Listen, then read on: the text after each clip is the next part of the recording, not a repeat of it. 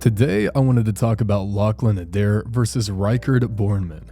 Now, this is taking place right after a battleground-style tournament that RIEKERD ended up winning, and I don't know how much stuff LACHLAN did before this, I don't know how tired he was, but at the end of the day, I don't really think it should matter, because as far as I know, RIEKERD is still very new to the sports, and anyone who is relatively new at all, I would expect LACHLAN to just be totally destroying them for free, and it wouldn't matter how tired he was, it wouldn't matter if they started in a hook or not, etc. But what we see here is that RIEKERD is extremely impressive. Now, backing this up to the first ready go here, one thing that is important to note is that RIEKERD is very tall. This gap is going to allow RIEKERD to push past LACHLAN's arm. He's not going to be pushing into it, but he's going to be pushing past and pushing around it, which will gain him the arm-on-arm contact he needs. He'll be able to isolate LACHLAN's pronator, and LACHLAN will be forced onto his bicep. This is going to allow RIEKERD to isolate LACHLAN's bicep, and then he's going to maintain all of his side pressure through his shoulder commitments, and you can see how great this position is here. This position right here is not something you would tend to expect from someone who is very new to the sports.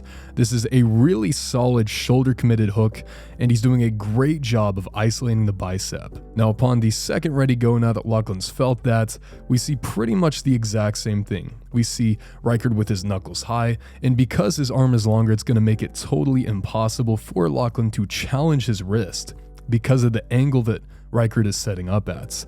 It's pretty much guaranteeing that the match is going to go into a hook. If you're the guy with the far longer arm and you want the match to go into a hook, you can probably force it there. And that's what we see here. Now, of course, the trade-off is you have less leverage once the match actually goes into a hook, but RIEKERD seems to be making up for that with the shoulder commitments. And now we can see that even though LACHLAN does manage to pull him out of his shoulder commitment a little bit, he still manages to get the pin. However, the strap, or the buckle rather, has been on LACHLAN's arm this entire time.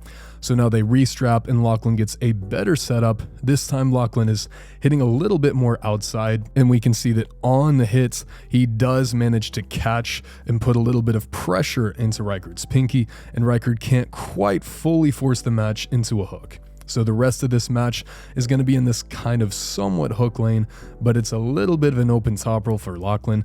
RIEKERD is trying to isolate LACHLAN's bicep as well as turn his pronator over, and he's doing a very good job of this, and you can just see him chipping away and committing his shoulder even more, getting more and more onto LACHLAN's bicep and slowly improving his position over time, whereas LACHLAN is pretty much having to stay on that bicep throughout the entire match.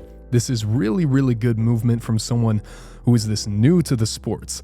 I would not expect someone to be so committed to their shoulder and so committed to chopping down as RIEKERD is if they're this new, but RIEKERD is doing such a good job of doing this. It reminds me a lot of someone like Sasho Andreev, just a little bit slower. And as we see here, RIEKERD does end up getting this third and final pin, even with the buckle on his hand. He kind of rolls out, does a little tiny bit of a reversal there right at the end.